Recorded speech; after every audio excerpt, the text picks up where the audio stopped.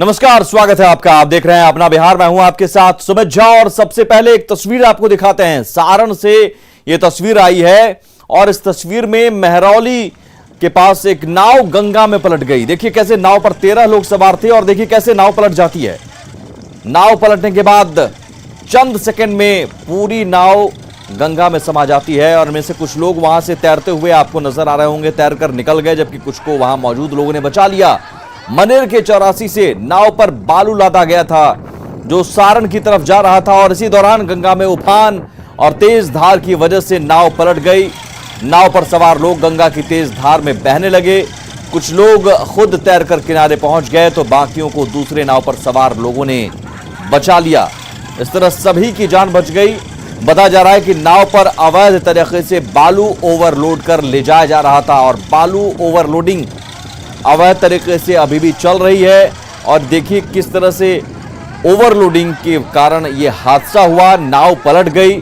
गनीमत रही कि किसी की जान नहीं गई, क्योंकि पीछे एक और नाव थी जहां तैरकर लोग उस नाव पर पहुंच गए और बाकी लोगों को भी बचा लिया गया चंद सेकंड में। देखिए कैसे ये नाव पूरी तरह से गंगा नदी में समा जाती है और नाव पर जो लोग रहते हैं वो तैरकर किसी तरह से दूसरे नाव का सहारा लेते हैं। दूसरे नाव पर सवार लोग उन्हें बचाते हैं। और ब्यूरो चीफ दिवाकर हमारे साथ जुड़े हुए हैं। दिवाकर, ये तस्वीर जाहिर है भयावह है, लेकिन इस तस्वीर के पीछे की कहानी बता रही है कि ओवरलोडिंग अभी भी चल रही है, बालू ढुलाई अभी भी चल रही है और जिसका नतीजा है ये हादसा। जी बिल्कुल सुमित, और हमने कुछ महीनों पहले ये तस्वीर दिखाई थी कि किस तरीके से गंगा और सोन नदी में अवैध बालू का कारोबार हो रहा है और नाव के जरिए किस तरीके से हमने कई तस्वीरें दिखाई थी जिसमें 1 दर्जन से ज्यादा नावों पर किस तरीके से अवैध बालू खनन करके और गंगा और सोन में ये कारोबार किस तरीके से फलता फूलता जा रहा है। उस वक्त ये सीजन गर्मियों का था और इसीलिए नदियों में कोई खतरा नहीं था, लेकिन बारिश का मौसम है, लगातार बारिश हो रही है। जैसे ही जलस्तर में वृद्धि हुई, जो ओवरलोडिंग है वो कहीं ना कहीं मुसीबत का सबब बन रही है। और आपने ये तस्वीर दिखाई और इस तस्वीर के जरिए हमने देखा कि किस तरीके से नाव डूबी और जो लोग उस पर सवार थे 1 दर्जन से ज्यादा लोग, उनके जान का खतरा आया। हालांकि वो बच गए किसी तरीके से, लेकिन ये बदस्तूर जारी है ओवरलोडिंग, अवैध खनन। और कभी जब नदियों का जलस्तर बढ़ता है, गंगा अभी जो है उफान पर है, सोन नदी उफान पे है, और ऐसे में लगातार लोग एक हिस्से से दूसरे हिस्से जाते हैं। साथ ही जो अवैध खनन का कारोबार है इन्हीं नदियों के जरिए है। तो अब ये जो सीन है, वो तस्वीर है, वो पूरी कहानी बयां करती है कि किस तरीके से सोन नदी से अवैध लोडिंग होती है और सारण के करीब पहुंचते पहुंचते जो 7 आना गांव है वहां ये नाव डूब जाती है। और डूबने के बाद जो 13 लोग हैं वो किसी तरीके से तैरकर, और जो बगल के नाविक हैं, जो नाव सवार लोग हैं, वो किस तरीके से उनको बचाते हैं। तो पूरी कहानी कहती है ये तस्वीर। हमने जो दिखाया था, जाहिर है हमने ऑपरेशन दिखाया था, ऑपरेशन के जरिए बताया था। उसके बाद खनन मंत्री ने आश्वासन दिया कि एक्शन होगा। जिला अधिकारी सारण जो हैं उनकी तरफ से लेटर भी जारी हुआ, छापेमारी की बात कही गई। तो क्या ये सब कुछ दिखावे की बात होती है? और अगर इस तरह के हादसे, आज तो लोगों की जान बच गई, लेकिन इस तरह के हादसे आगे आने वाले दिनों में होते हैं, जिम्मेदार कौन होगा?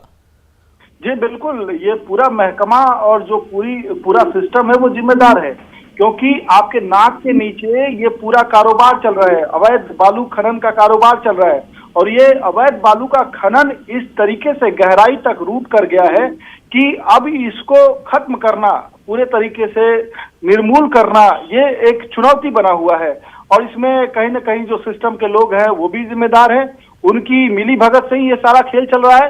हालांकि अभी सरकार ने काफी काबू पाया है, काफी उस पर शिकंजा कसा है, लेकिन ये नाकाफी है क्योंकि लगातार जो है ये खनन जारी है। और आपने देखा कि जो बारिश का सीजन है और नदियों का जलस्तर में लगातार बढ़ोतरी हो रही है, लेकिन अपने जान को हथेली में लेकर लोग अभी भी इस कारोबार को कर रहे हैं। उन्हें अपने जान की भी मोह नहीं है।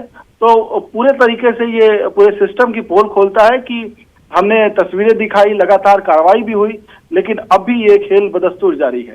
जी चलिए, बहुत शुक्रिया दिवाकर इस जानकारी के लिए। तो यकीनन इस हादसे की तस्वीर, और तस्वीर में कम से कम राहत की बात है कि किसी की जान नहीं गई, लोगों को बचा लिया गया। लेकिन सबसे बड़ी बात कि ये प्रशासन पर बड़ा सवाल है, वो प्रशासन जो दावा करता है बालू की अवैध ढुलाई, बालू का अवैध खनन पर लगाम कसने के, क्योंकि ये इस नाव पर बालू की ओवरलोडिंग हो रही थी, बालू की अवैध ढुलाई हो रही थी और बालू की ओवरलोडिंग कर ले जाया जा रहा था। इसी कारण ये नाव गंगा के तेज उफान में ये डूब गई और वहां देखिए कैसे उसके बाद लोग तैरकर किसी तरह दूसरे नाव का सहारा लेकर बाहर निकले।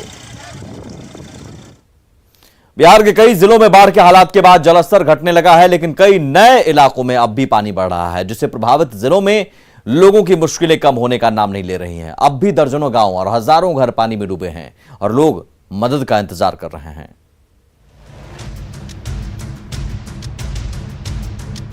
मॉनसून की पहली बारिश से उफान पर आई बिहार की नदियों ने कई जिलों को अपनी चपेट में ले लिया है। गंडक नदी से तबाह होने वाला गोपालगंज और पश्चिमी चंपारण सबसे अधिक प्रभावित है। गोपालगंज के करीब आधा दर्जन प्रखंडों में पानी ने कब्जा जमा लिया है। सिद्धवलिया के बंजरिया गांव में गंडक नदी में फंसे 13 लोगों का रेस्क्यू कराने के लिए एनडीआरएफ की टीम को उतारना पड़ा। ये लोग नदी पार करने के दौरान नाव हादसे के बाद खुद को बचाने के लिए एक पेड़ पर चढ़ गए थे। गोपालगंज में सिद्धवलिया के साथ ही सदर प्रखंड, मांझागढ़, बरौली और बैकुंठपुर में भी तबाही की कमोबेश यही तस्वीर है, जहां सैकड़ों घरों में पानी घुस चुका है। लोगों के सामने रहने खाने से लेकर पीने के पानी और शौचालय तक की भारी दिक्कत हो गई है।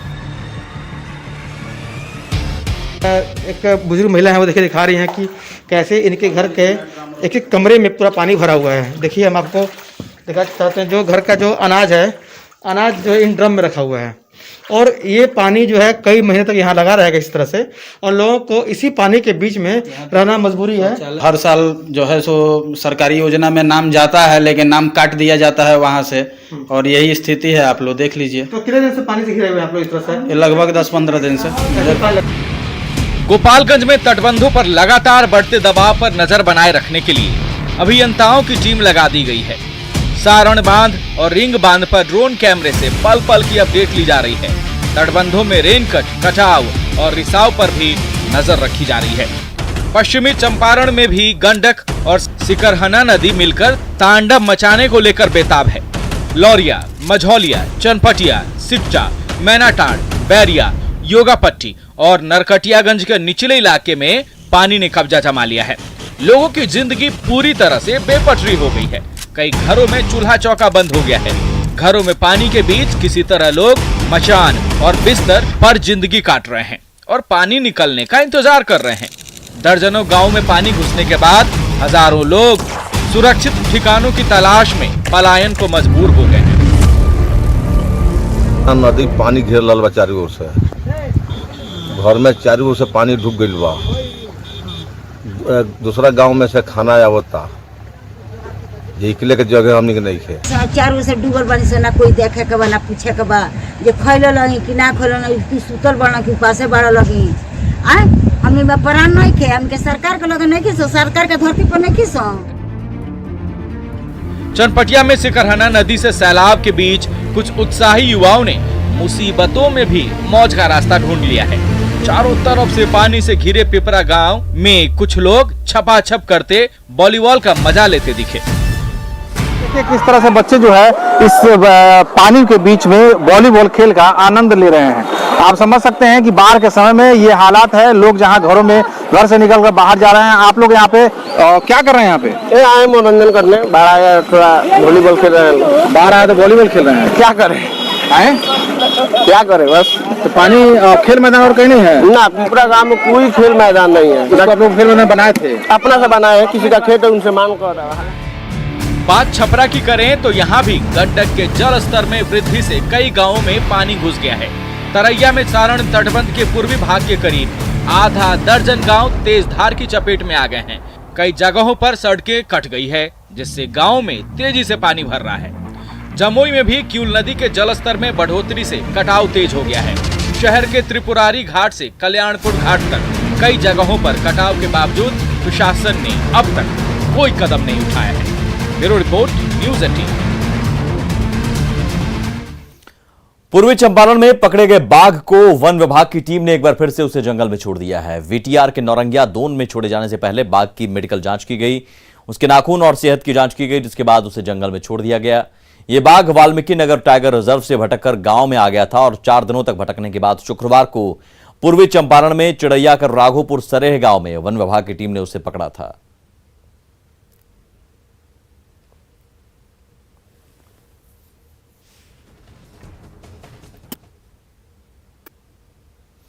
दरभंगा जंक्शन पर पार्सल ब्लास्ट की हाई लेवल जांच शुरू हो गई है। एफएसएल की टीम ने मौके पर पहुंचकर जांच की और अब एटीएस की टीम भी जांच करेगी। इसके साथ ही जीआरपी की टीम सिकंदराबाद के लिए रवाना हो गई है।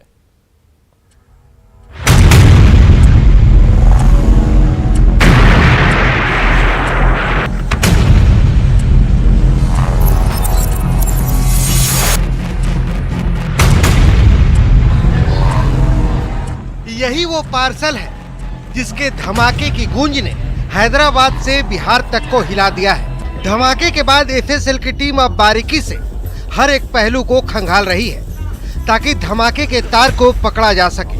फॉरेंसिक टीम ये पता लगाने में जुटी है कि आखिर ये विस्फोट किस तरह का है और कपड़े के बंडल में रखे गए बोतल के अंदर किस प्रकार का लिक्विड इस्तेमाल किया गया था। ये विस्फोट लिक्विड से हुआ या किसी बारूद से? फॉरेंसिक की टीम सभी बिंदुओं पर बारीकी से जांच कर रही है। आग लगी छोटी सी शीशी है, वो नॉर्मल भी केमिकल हो सकती है, कुछ और सकती है, लेकिन पूर्व में रहा है और ऐसे भी ब्लास्ट हो जाना, ऐसा जहां दरभंगा में पहले भी 2 केसेस हुए हैं, इसीलिए हम लोगों ने इसे बहुत सीरियसली लिया हुआ है। यहाँ पर एफएसएल की टीम आई गई है, एटीएस की भी टीम आई होगी, यहाँ पर एसपी रेलवेज आए हुए थे, एसआरपी थे, मैं स्वयं यहाँ पर आया हूँ, यहाँ के एसएचओ निकल गए हैं सिकंदराबाद, और जितनी सारी जांच है हम लोग हर एंगल पर इसको जांच कर रहे हैं। लेकिन सर जो है नाम नहीं क्लियर होना, उसका पता नहीं है सही से। देखिए इस मामले को कितनी गंभीरता से लिया जा रहा है, इसका अंदाजा इसी से लगाया जा सकता है कि धमाके की जांच करने दरभंगा रेलवे स्टेशन पर खुद आईजी अजिताभ कुमार पहुंचे। एटीएस की टीम भी जांच के लिए पहुंचने वाली है कि यहाँ पर जो है संदिग्ध मानते हुए एटीएस की टीम भी आ रही है और एटीएस खुद यहाँ जांच करेगी। और जो उसमें पार्सल में जो नंबर था, नाम था, वो कहीं ना कहीं फर्जी है, जिसको आईजी साहब ने भी कहा है।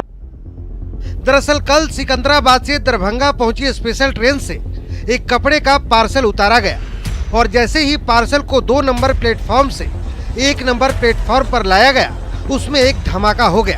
धमाका हल्का होने के कारण कोई जान माल की क्षति तो नहीं हुई, लेकिन सबसे बड़ा सवाल ये है कि जो पार्सल दरभंगा के मोहम्मद सुफियान के नाम से था, उस मोहम्मद सुफियान का अब तक कोई पता नहीं चल पाया है। पार्सल पर दिया गया फोन नंबर भी गलत है। सिकंदराबाद रेलवे स्टेशन पर बारीकी से इस मामले को देखा जा रहा है। मैं आपको दिखाना चाहूँगा कि इस पार्सल ऑफिस में एक सीसीटीवी कैमरा लगा हुआ है। उस सीसीटीवी कैमरे की फुटेज जो है वो पुलिस निकाल रही है और उस आदमी की पहचान करने की कोशिश करेगी। जाहिर है चूंकि मामला दरभंगा से जुड़ा हुआ है तो जांच भी उस मॉड्यूल के हिसाब से हो रही है। न्यूज़ 18 के लिए दरभंगा से विपिन कुमार दास और हैदराबाद से संजय तिवारी की रिपोर्ट।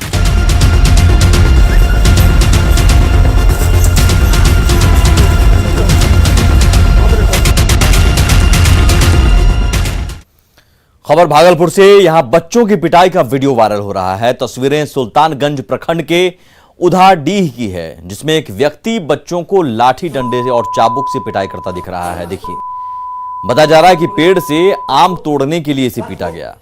न्यूज़ 18 इस वायरल वीडियो की पुष्टि नहीं करता।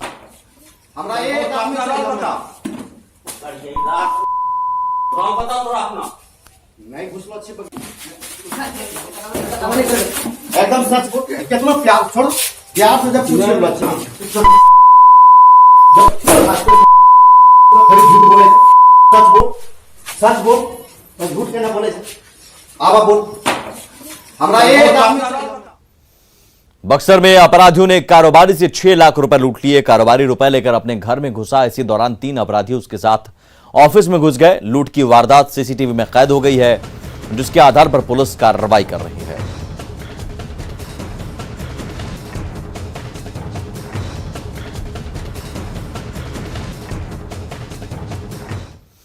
बिहार में छोटे उद्योग धंधों के बढ़ावा देने के लिए बिहार सरकार के उद्योग विभाग ने 2 शानदार योजनाओं की शुरुआत की है।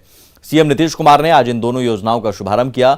योजनाओं के नाम है मुख्यमंत्री महिला उद्यमी योजना और मुख्यमंत्री युवा उद्यमी योजना। इन योजनाओं के तहत महिलाओं और युवाओं को नया धंधा शुरू करने के लिए 10 लाख रुपए की आर्थिक मदद दी जाएगी, जिसमें से 5 लाख रुपए की सब्सिडी होगी, यानी लाभार्थियों को सिर्फ 5 लाख रुपए ही चुकाने होंगे, वो भी 84 किस्तों में। इसमें भी महिलाओं को बिना ब्याज के और सामान्य एवं ओबीसी वर्ग के लाभार्थियों को 1% के ब्याज के साथ रकम लौटानी होगी। न्यूज 18 के साथ एक्सक्लूसिव इंटरव्यू में लोकसभा अध्यक्ष ओम बिरला ने कहा कि सांसदों को ही संसदीय दल का नेता चुनने का अधिकार है। इसके बावजूद दूसरे पक्ष की शिकायतों की जांच कराई जा रही है। लोकसभा सचिवालय में कोई भी दल उसके नेता को चुनने का अधिकार उन दल के मान्य सदस्यों को होता है। मुझसे 5 मान्य सदस्य मिलने भी आए और उनके मुख्य सदस्य ने आग्रह किया कि हमने लोकसभा में संसदीय दल के नेता के रूप में इनका चयन किया गया। हमने उस रिकॉर्ड को दुरुस्त कर लिया। अब मानो किसी को इस पे आपत्ति है, उन्होंने भी अपनी आपत्ति दर्ज करी, उसका भी एग्जामिन करा रहे हैं। लोकसभा अध्यक्ष ओम बिरला के साथ ये पूरा इंटरव्यू अब से कुछ देर बाद आप देख सकते हैं रात 11 बजे।